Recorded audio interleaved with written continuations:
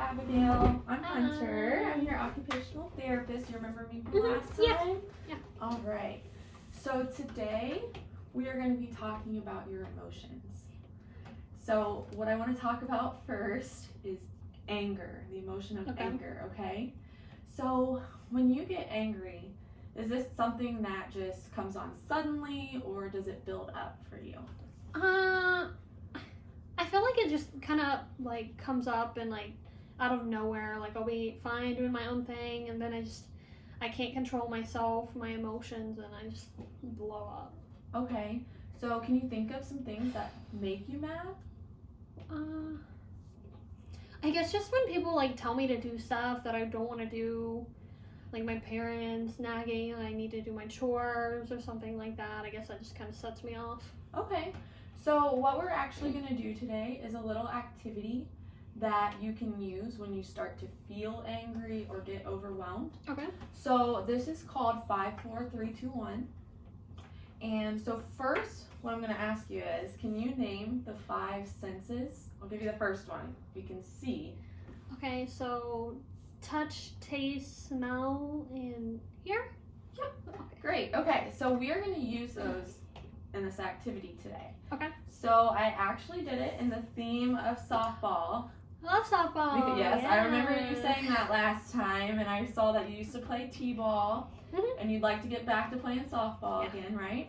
Okay, so how this works is we are going to start, and we're going to go through each of the senses. So first we're starting with 5. Okay. So can you name, we're pretending like we're on the softball field, okay? So can you name 5 things you can see while you're at the softball field? You can close your eyes too to feel more relaxed. I see my team, my teammates. I see our red uniforms. I see my parents in the crowd. Okay.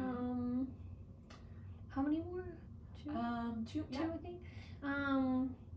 I see the concession stand. I always get some good food there. Okay. What about what do you put on your hand? Oh, like a baseball glove? Yeah. Okay. And then how about one more? A baseball bat. There you go. Softball bat. All right. So now moving on, we're gonna name 4 things you can touch when you're playing softball.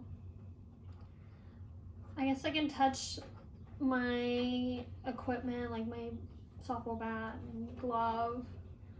Touch the dirt, the field. I don't know. Let's see.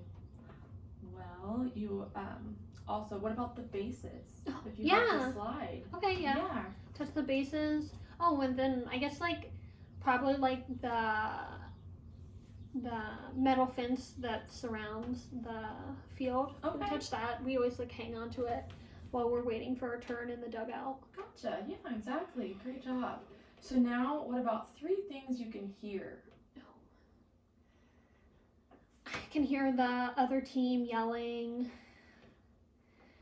when we're up to bat, and I can hear the crowd cheering us on. Yeah. And I mean, just the nature, I guess, like the birds and stuff. Yeah, exactly. You do hear that while you're there. Mm-hmm. Okay, so what about 2 things you can smell? Ooh, this one. You might need to help me with this one. I don't know. What about what I'm thinking of when I'm on the field? What about grass? Oh yeah, grass. I don't. Freshly cut grass. Yeah. You don't like that smell? Yeah, I don't like the smell of grass. Can you think of anything else? I guess I can smell like the hot dogs and hamburgers at the that's concession not stand. actually, yeah, exactly. All right, last one. One thing you can taste. Oh, definitely bubble gum. Bubble gum? Bubble gum. We You always like to chew bubble that gum? in the dugout. All right, perfect. So that was just an example of this activity. So the way you can use this is that, like I said, the moment you start to feel angry or overwhelmed, just stop what you're doing, no matter where you're at, and just think about where you are at and do that 5, 4, 3, 2, 1. Think about all your senses and just think about, even if you're sitting at home, what are 5 things you can see, 4 things you can touch, 3 things you can hear, 2 things you can smell, and 1 you can taste. And that should help to calm you down. Okay. So That sounds good. I'll send I like you home that. with this just because it's the softball one. Thank you. Yeah, so Great. that's the end of our session.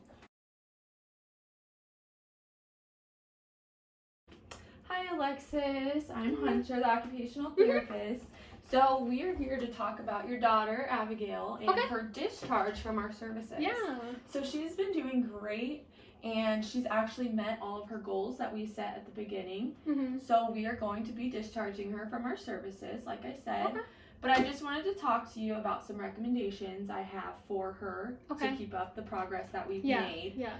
So I do want to recommend that Abigail maintains close follow-ups with her pediatrician Okay. just to keep up, you know, and if you do feel her behavior starts to get worse again or having any difficulties at all, just let that pediatrician know, and if they feel it's necessary, we can always get another order and start back OT again, okay? Okay. Okay. Yeah, she's been doing really well. So. Good, yeah, I know. She's been doing great in Mhm. therapy. She's loved all the activities we've done. So I did want to provide you with some resources that I have for you here. Okay. So first off, I have this educational pamphlet for Okay. you. This is just about disruptive mood disorder. I know you know a lot, Yeah. but there's a lot of things in here that you guys can do as parents to really help with her behaviors. I just want you to have this.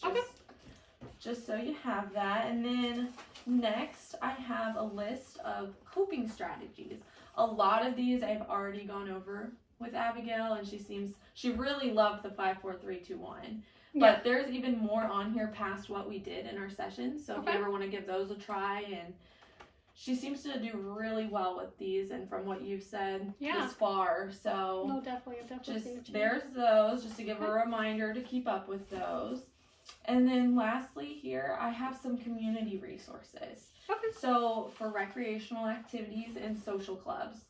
So these are all local, Okay. and I just feel it's so important for her to keep up what she's already made progress wise. And social clubs, there are a ton of groups that are held at our local library that I feel would be so beneficial for her, because it can Mhm. help her keep up with the social skills she's learned and help her practice those coping strategies, and just I'm sure you'll see an improvement in her behavior Okay.